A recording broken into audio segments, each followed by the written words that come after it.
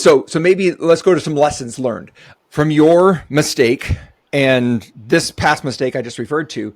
Could you say that it's a best practice to make sure you really understand the full story? What's going on with this person? You said there were gaps in your knowledge when you let this guy go and didn't realize you didn't know what you didn't know. Same thing happened with my boss. He didn't realize that my misery had nothing to do with my job. It had to do with my personal life. So I would say maybe step one is make sure you've got the full story before you pull the trigger. Yep.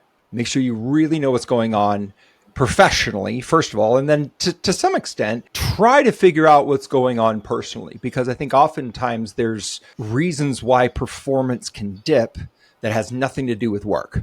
And oftentimes we're too scared to ask or just don't have the relationship there to really know what's going on. So that'd be my recommendation. Number one, make sure you really know what's going on before you pull the trigger. Yeah, I think I would phrase it as like seek to understand and be curious. Don't assume and react. Yeah, because the second you assume you know what's going on and you react to it, then you're probably going to miss something, as opposed to just seek to understand the situation and see if you can come to a better conclusion. Other one I would recommend is, you mentioned EOS and the get it, want it has the capacity.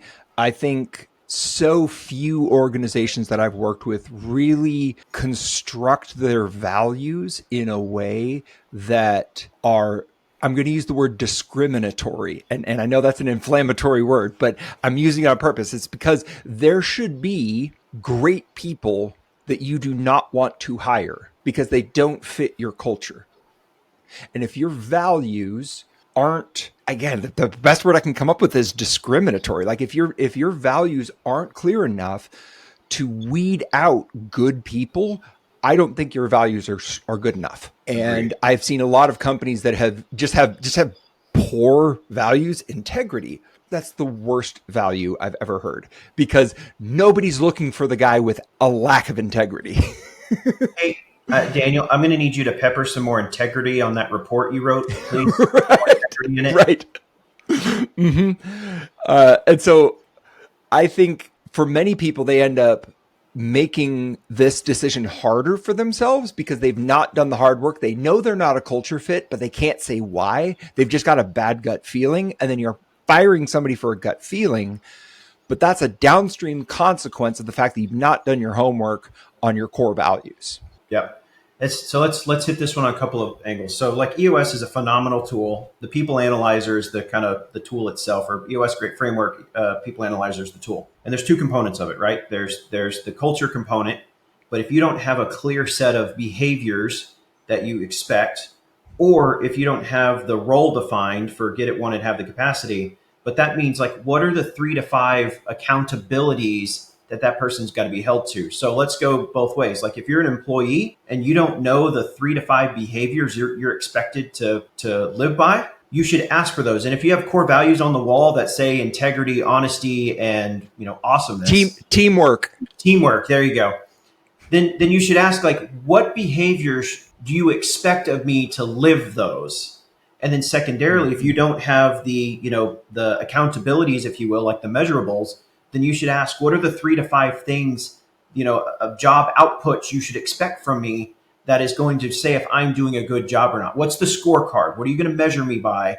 And if you get kind of a nebulous answer, well, your fate is as flipping a coin. Yeah. And I think that needs to be a two-way street. I think obviously the onus is on the leader to write the job description and to define the values. But I think there's also ownership on the part of employee. Like the employee's got to push there and say, look, I don't have a job description.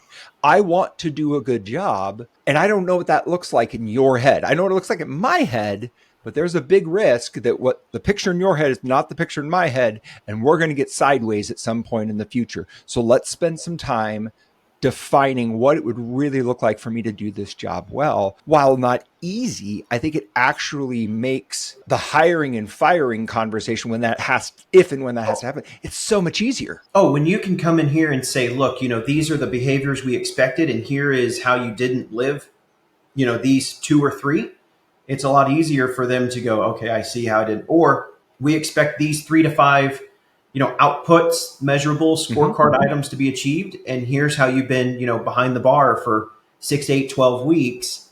It makes it a lot easier to go, yeah, I've not done that. Yep, it makes sense to me. It sucks, right? Firing people, terminating, whatever reason, it sucks because you're changing somebody's livelihood. But at the end of the day, if they were if the expectations were clear and they were underperforming, they probably will be seeking a new job before you terminate them, or they're going to be in line with why it's happening as opposed to a blind side. Yeah. And I think that's it can smooth out the layoff process because there's clear on what's happening.